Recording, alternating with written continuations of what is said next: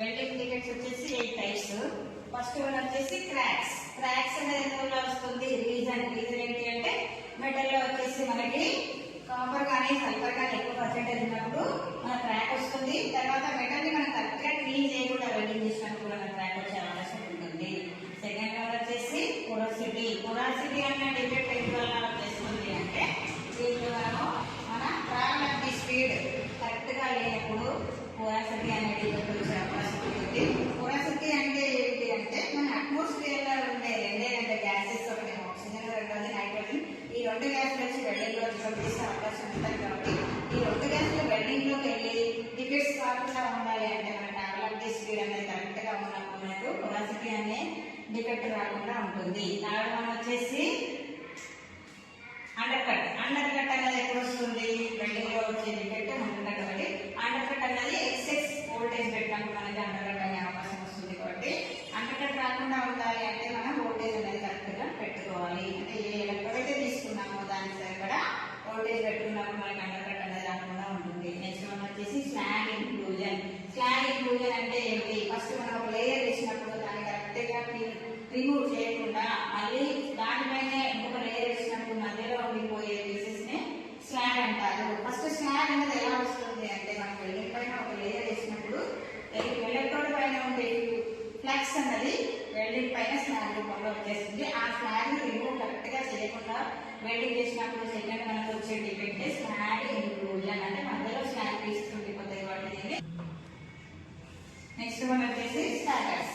స్టాగర్స్ అనే ఎలా వస్తాయి అంటే మనము మెటల్ అనేది కరెక్ట్ గా క్లీన్ చేయనప్పుడు లేదా ఓల్డ్ స్టాక్ ఎలక్ట్రోడ్స్ యూజ్ చేసినప్పుడు మనకి పొరాసిటీ వచ్చి మనకి ఒక డిఫెక్ట్.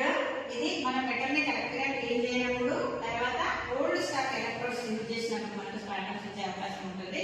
మనం వెల్డింగ్ చేసినప్పుడు డెఫినెట్ గా స్టాగర్స్ అన్నీ వస్తాయి. కాకపోతే కొంచెం తగ్గించుకోవాలంటే ఏం చేయాలి? మనం మెటల్ ని కరెక్ట్ గా క్లీన్ చేయాలి. తర్వాత ఓల్డ్ స్టాక్ ఎలక్ట్రోడ్స్ యూజ్ చేయకూడదు. కరెక్ట్ ఎలక్ట్రోడ్స్ యూజ్ చేస్తే మనకి వెల్డింగ్ అనేది పర్ఫెక్ట్ గా వచ్చేస్తుంది.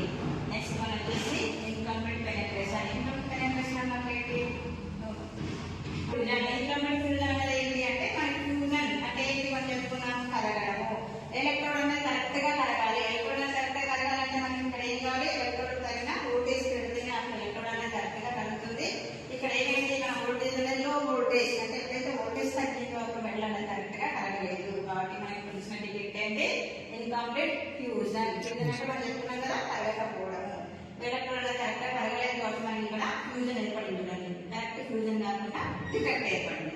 ఈ డిఫెక్ట్ ని మనం ఏమంటున్నాం? ఇన్కంప్లీట్ ఫ్యూజన్ అంటున్నాం. నెక్స్ట్ వన్ వచ్చేసి ఇన్కంప్లీట్ పెనెట్రేషన్. ఇన్కంప్లీట్ పెనెట్రేషన్ అంటే ఏంటి అంటే ఏవైనా మెటల్ జాయింట్ పెట్టినప్పుడు కింద హరిలో వచ్చే జాయింట్ కరెక్ట్ గా ఉందా లేదా అని చూడడానికి మనం పెనెట్రేషన్ అంటాము.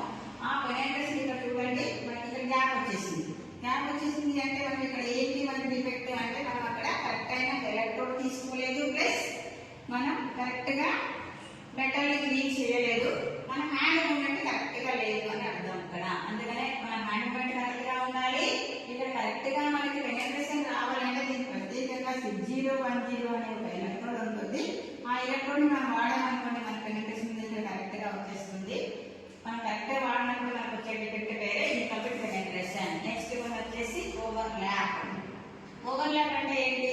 మనం చేయాల్సిన వెల్డింగ్ లెంత్ కంటే కూడా ఎక్సెస్ ఎక్కువ వచ్చింది. చూడండి ఇక్కడ మన రెండు మెటల్ ఈక్వల్ గా రాకుండా ఇది ఎక్స్ట్రా వచ్చింది కాబట్టి దీన్ని ఓవర్ ల్యాప్ అంటారు. ఇక్కడ ఏంటి అంటే మనం కరెక్ట్ గా ఎలక్ట్రోడ్ సెలెక్ట్ చేసుకోకపోవడం, మన హ్యాండ్ మూవ్మెంట్ కరెక్ట్ గా లేకపోవడం, స్లోగా వచ్చినప్పుడు మనకి ఓవర్ ల్యాప్ అనే డిఫెక్ట్ వస్తుంది. కాబట్టి మన హ్యాండ్ మూవ్మెంట్ కరెక్ట్ గా తీసుకోవాలి, ఎలక్ట్రోడ్ కూడా కరెక్ట్ గా సెలెక్షన్ చేసుకోవాలి. అప్పుడే మనకి ఇది వెల్డింగ్ డిఫెక్ట్ అనేది రాదు.